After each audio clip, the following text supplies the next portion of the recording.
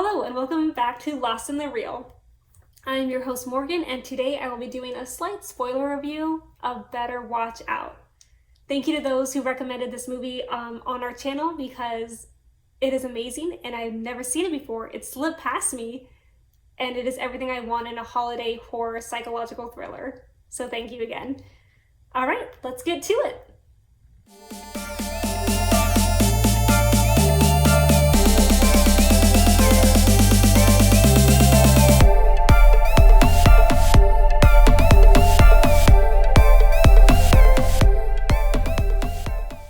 So, Better Watch Out, directed by Chris Peckover, also co-written by him and Zack Kahn.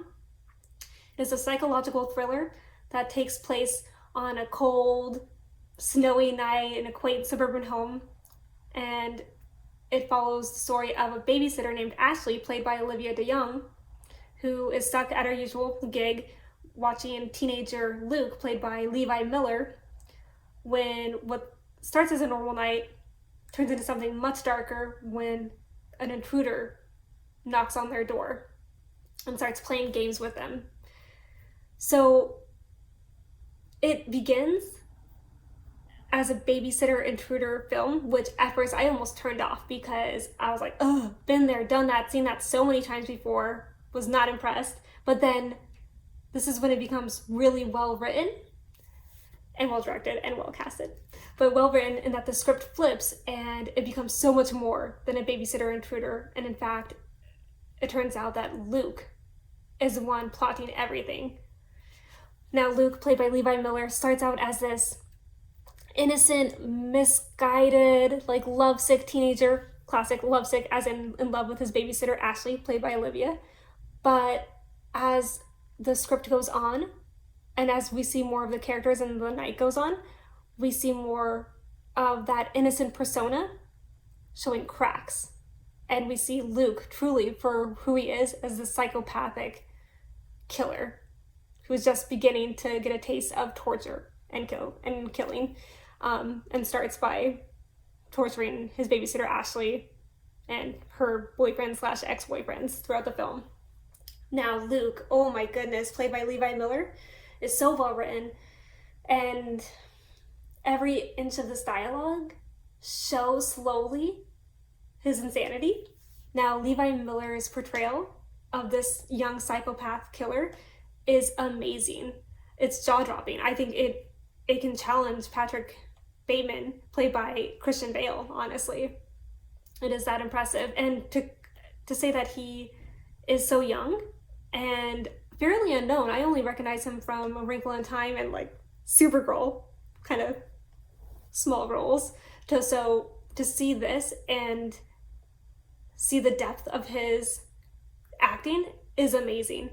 And that's just Luke. Honestly, his co-star Olivia DeJonge playing Ashley is just a fierce, strong, intelligent woman who is just kicking ass, throwing punches, and flipping the bird throughout the film. And she's kind of this ultimate final girl that you are just rooting for the entire film. You can't take your eyes off her, and you're so impressed by her.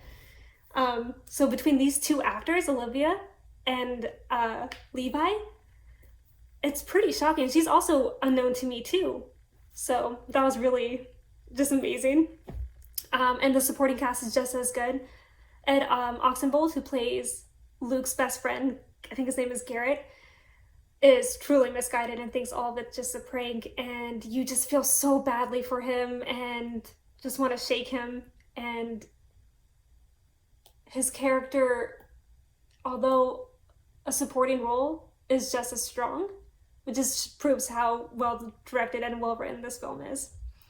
Let's get into the directing too. So Chris Peckover, he is not only impressive with his co-writing, but his directing style keeps that twists and turns that the script has and keeps that within the camera movements itself. For example, there's one scene where Ashley is trying to protect innocent Luke from the intruder outside, and slams the door, and the camera follows her as she tackles Luke to the ground, and it follows her and him as they fall, and then perfectly hovers over them as they lay on the floor, and she's whispering commands to him.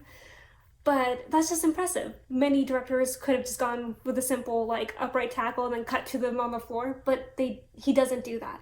And there are so many scenes, such as her being duct taped to the chair, and she is stationary and the scene around her is stationary really, but there is this slow zoom and the environment and realization that she is duct tied comes into reality. And it's just like little details like that keeps the momentum of the clever script and acting and just everything, the intensity of it all going, and fast-paced in a sense, even though you don't leave the suburban house. My only complaints really would be the production design, simplistic suburban home, colorful lighting. That's about it. Also, I'm gonna pout and be like, I wish there were more holiday things. It does take place around Christmas time, and you see that, and there are carolers, and she gets tied up with Christmas lights, and it's nice, but it felt more of an afterthought, like a little sprinkle of holidays. So those are my few complaints. The music too, I wish the score you don't even notice it. It could have been a little bit more, could have added a little bit more to the intensity of the writing and directing. But other than that, the pros greatly outweigh my cons. I recommend everyone to watch this movie. Just outstanding. I was so surprised by how well this movie was made. I give it 4.5 duct tapes out of 5 duct tapes, because yes. Cool. Thank you for watching my solo review.